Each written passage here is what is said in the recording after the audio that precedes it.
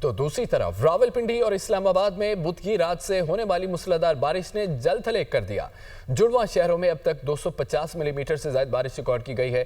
موسلادھار بارش کے بعد راولپنڈی کے نشیبی علاقے زیر آب آ گئے۔ کئی نجی ہاؤسنگ سوسائٹیز میں بھی پانی داخل۔ دونوں شہروں کی اکثر سڑکیں پانی میں ڈوبی ہیں۔ نالہ میں پانی کی سطح بلند ہونے پر خطرے کے سائرن بج اٹھے۔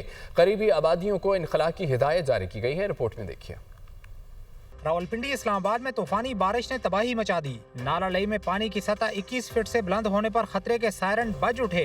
دریائے سوا میں بھی شدید طغیانی، نشیبی علاقوں میں پانی گھروں میں داخل، متعدد گاڑیاں پانی میں بہہ گئیں۔ محکمہ موسمیات کی آئندہ 24 گھنٹے کے دوران مزید بارشوں کی پیشگوئی، شہریوں کو محتاط رہنے کی ہدایت جاری۔ راولپنڈی میں ریکارڈ بارش سے ہر طرف تباہی مچ گئی۔ نالہ لئی میں پانی کی سطح بلند ہونے پر خطرے کے سائرن بجا کر لوگوں کو انخلاء کی ہدایت کی گئی۔ پیر ودائی، ٹینچ باٹا، آریہ محلہ، ڈوگ سیدہ، Qureshi Abad, Girja road, Dhamial, Chakri, Adiala road, Dhok Khabba Nadeem colony, Javed colony پانی گھروں میں داخل ہو گیا، جس سے شہریوں کا قیمتی فرنیچر، گاڑیاں اور دیگر سامان تباہ ہو گیا۔ نالہ لئی سے گزرنے والے ریلے نے دریائے سواں کے مقام پر بھی تباہی مچائی۔ شہر کی پوش ہاؤسنگ سوسائٹیز میں بھی پانی داخل ہونے پر شہری گھروں میں محبوس ہو کر رہ گئے۔ شہری اداروں نے متاثرہ مقامات پر تمام دن امدادی سرگرمیاں جاری رکھیں۔ ترجمان واسا کے مطابق لادیا میں پھنسے 19 افراد کو محفوظ مقام پر منتقل کر دیا، جبکہ مجموعی طور پر 59 افراد کو ریسکیو کیا گیا۔ صدر ہاتھی چوک میں 8 سالہ بچہ نالے میں ڈوب گیا۔ F8 میں طیب اردوان انٹرچینج کا ایک حصہ دوبارہ بیٹھ گیا۔ شدید بارشوں کے باعث راول ڈیم میں پانی کی سطح 1752 فٹ بلند ہو گئی۔ شاہپور میں پانی کی سطح خطرے کی سطح پر پہنچنے کے بعد ادھر پنجاب بھر میں دفعہ 144 نافذ کر دی گئی۔ محکمہ داخلہ نے نوٹیفیکیشن بھی جاری کر دیا۔ ڈیموں، دریاؤں، نہروں، تالابوں اور جھیلوں میں نہانے پر پابندی عائد کی گئی۔ گلیوں، سڑکوں، عوامی مقامات پر جمع بارشی پانی میں نہانے پر بھی پابندی عائد کی گئی ہے۔ دفعہ 144 کے تحت پابندی کا اطلاق 30 اگست تک ہوگا۔ رپورٹ دیکھیے۔ محکمہ داخلہ پنجاب نے صوبہ بھر میں دفعہ 144 نافذ کر کے نوٹیفیکیشن جاری کر دیا۔ ڈیموں، دریاؤں، نہروں، تالابوں اور جھیلوں میں نہانے پر پابندی عائد کر دی گئی۔ محکمہ داخلہ پنجاب کے مطابق پابندی موجودہ موسمی حالات کے تناظر میں قیمتی انسانی جانوں کی حفاظت کے لیے لگائی گئی ہے۔ نوٹیفیکیشن کے مطابق مونسون میں شدید بارشوں کے دوران نشیبی علاقوں، گلیوں اور کھلی جگہوں پر بارشی پانی کے جمع ہونے میں خاطر خواہ اضافہ ہوا ہے۔ بارشوں کے دوران اس پانی میں نہانے سے بچوں اور نوجوانوں کی زندگی کو شدید خطرات لاحق ہو سکتے ہیں۔ پنجاب بھر کے ڈیموں، دریاؤں، نہروں، تالابوں اور جھیلوں میں ان دنوں پانی کی سطح بلند ہے۔ ایسی صورتحال میں تیراکی اور کشتی رانی انسانی زندگی کے لیے انتہائی خطرناک ہے۔ وزیراعظم شہباز شریف کا کہنا ہے کہ لاہور، چکوال، اسلام آباد، راولپنڈی میں بہت بارشیں ہوئی ہیں۔ پنجاب حکومت کی جانب سے اچھے انتظامات کی وجہ سے نقصانات کم ہوئے۔ کلاؤڈ برسٹ ہونے سے غیر معمولی صورتحال کا سامنا ہے۔ بدقسمتی سے پاکستان موسمیاتی تبدیلی کے اثرات سے شدید متاثر ہو رہا ہے۔ صوبے تیاری کے ساتھ صورتحال سے نپٹ رہے ہیں۔ صوبے اور NDM میں مل کر بہترین کام کر رہے ہیں۔ انہوں نے گفتگو کے دوران مزید یہ بھی کہا کہ آئندہ کسی بھی ممکنہ صورتحال سے نپٹنے کے لیے پیشگی اقدامات کریں۔ جس قسم کی پیشگوئیاں کی جا رہی ہیں، ہمیں ابھی سے تیاری کرنا ہوگی۔ وزیر منصوبہ بندی اور موسمیاتی تبدیلی آئندہ کے لیے حکمت عملی مرتب کریں۔ وزیر اطلاعات عطا تارڑ کا آگاہی مہم سے متعلق کردار قابل ستائش ہے۔ پنجاب میں طوفانی بارشیں، انتظامیہ متحرک، شہریوں کی جان و مال کی حفاظت کے لیے بروقت کارروائیاں۔ راولپنڈی میں شدید بارش کے دوران نکاسیاب کے لیے آپریشن کیا گیا۔ ادھر جہلم میں پانی میں پھنسے شہریوں کو نکالنے کے لیے آپریشن کیا گیا۔ وزیر اعلیٰ پنجاب مریم نواز کی ہدایت پر تمام ضلعی افسران متاثرہ علاقوں میں موجود رہے۔ تمام ادارے شہریوں کو سیلابی صورتحال سے بچانے کے لیے متحرک رہے۔ کشتیوں کے ذریعے عوام کو محفوظ مقامات پر منتقل کیا گیا۔ پولیس کو گشت بڑھانے، ضلعی انتظامیہ اور امدادی اداروں کا ہاتھ بٹانے کی ہدایت کی گئی ہے۔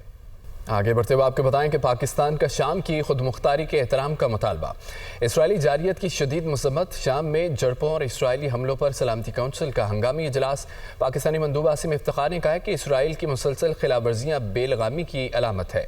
اسرائیل کو جوابدہ نہ ٹھہرانے کے باعث یہ خلاف ورزیاں بڑھ گئی ہیں۔ شامی مندوب بولے کہ اسرائیلی حملے سنگین اشتعال انگیزی ہے۔ ایرانی مندوب نے کہا کہ شام پر حملے عالمی برادری کی ناکامی کے باعث ہوئے ہیں۔ شام پر حملے سلامتی کونسل کی خاموشی کا نتیجہ وجہ ہے۔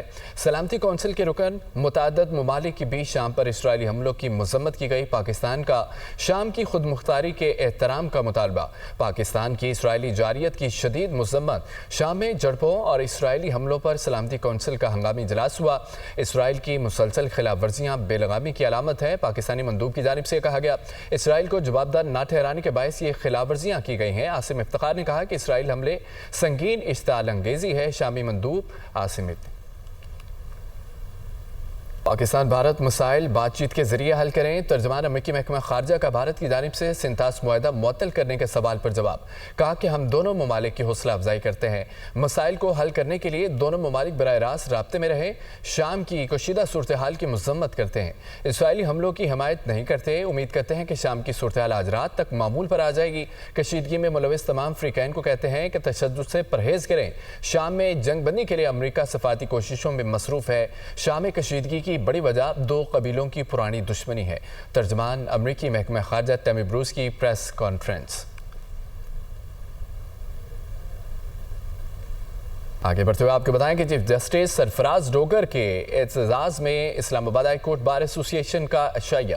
تقریب سے خطاب کرتے ہوئے ان کا یہ کہنا تھا کہ تقریب کا انعقاد کرنے پر شکریہ ادا کرتا ہوں۔ بیرون ممالک کے سفراء کا تقریب میں شرکت پر شکریہ۔ حلف لینے کے بعد متعدد کمیٹیاں تشکیل دیں، تیز تر انصاف کے حصول کو یقینی بنانے کے لیے اقدامات کیے۔ ان کا مزید یہ بھی کہنا تھا کہ انصاف کی بروقت فراہمی کے لیے اسپیشل بینچز تشکیل دیے ہیں۔ بیرون ملک مقیم پاکستانیوں کے مسائل کے حل کے لیے اسپیشل بینچ تشکیل دیے۔ ہمارے پاس سٹاف کی کمی ہے اور ججز بھی صرف 11 ہیں۔ نائب وزیر اعظم اسحاق ڈار کا ایک روزہ دورہ کابل۔ افغان نائب وزیر خارجہ و پاکستانی سفیر نے استقبال کیا۔ اسحاق ڈار کی افغان وزیر اعظم ملا محمد حسن اخون سے ملاقات ہوئی ہے۔ باہمی دلچسپی کے امور پر تبادلہ خیال کیا گیا۔ ترجمان دفتر خارجہ کے مطابق ملاقات Uzbekistan, Afghanistan, Pakistan railway framework پر دستخط کے موقع پر ہوئی۔ دو طرفہ تعلقات کو فروغ دینے کے لیے اعلیٰ سطح رابطوں کو برقرار رکھنے پر اتفاق کیا گیا۔ پاکستان کی جانب سے وزیر ریلوے حنیف عباسی نے معاہدے پر دستخط کیے۔ افغانستان اور ازبکستان کے وزیر خارجہ نے معاہدے پر دستخط کیے۔ وزیر خارجہ اسحاق ڈار افغان قائم مقام وزیر خارجہ امیر خان متقی سے بھی ملے۔